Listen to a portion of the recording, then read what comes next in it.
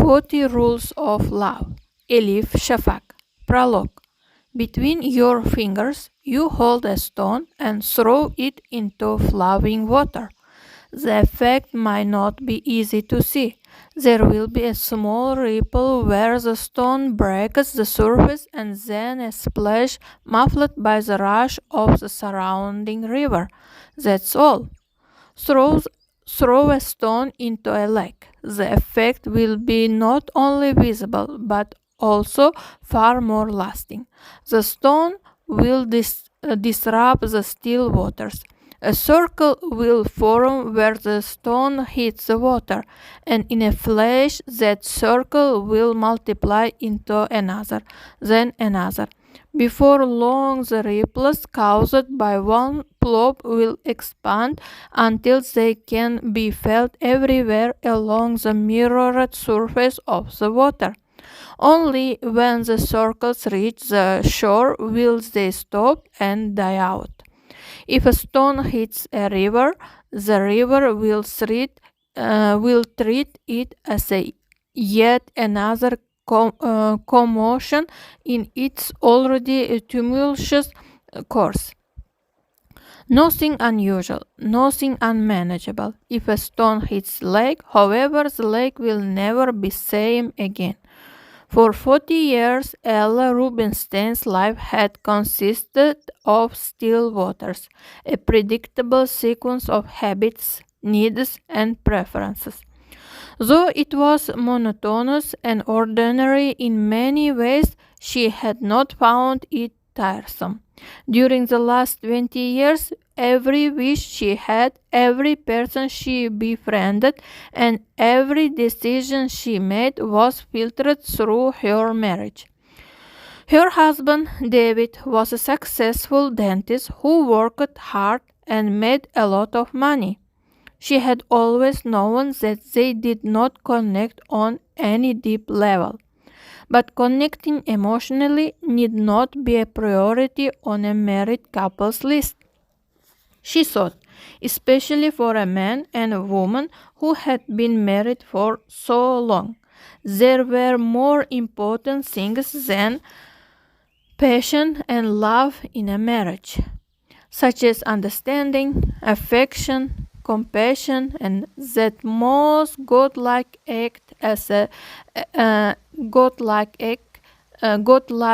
act a person could perform, forgiveness. Love was secondary to any of this, unless that is one lived in novels or romantic movies where the protagonists were always larger than life and their love nothing short of legend. Ella's children topped her list of priorities. They had a beautiful daughter in college, Janette, and teenage twins, Orly and Avi. Also, they had a 12-year-old golden retriever Spirit who had been Ella's walking buddy in the mornings and her cheeriest companion ever since he had been a puppy. Now he was old, overweight, completely deaf, and almost blind.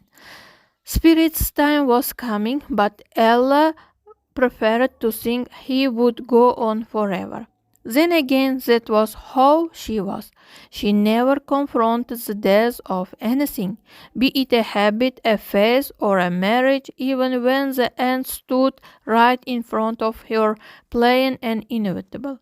The Rubinsteins lived in Northampton, Massachusetts, in a large Victorian house that needed some renovation but still was splendid, with 5 bedrooms, 3 baths, shiny hardwood floors, 3-car garage, French doors, and best of all, an outdoor jacuzzi. They had life insurance, car insurance, retirement plans, college savings plan, joint bank accounts, and in addition to the house they lived in, 2 inviolable apartments, one in Boston, the other in Rhode Island. She and David had worked hard for all this. Big, busy house with children, elegant furniture, and the wafting scent of homemade peace might seem a glitch to some people, but to them it was a picture of an ideal life. They had built their marriage around this shared vision and had attained most, if not all, of their dreams. On their last Valentine's Day, her husband had given her a heart-shaped diamond pendant and card that read, "To my dear Ella, a woman with a quiet manner, generous heart, and the passion of a saint. Thank you for accepting me as I am. Thank you for being my wife. Yours, David." Ella had never confessed this to David, but reading his card had felt like reading an obituary.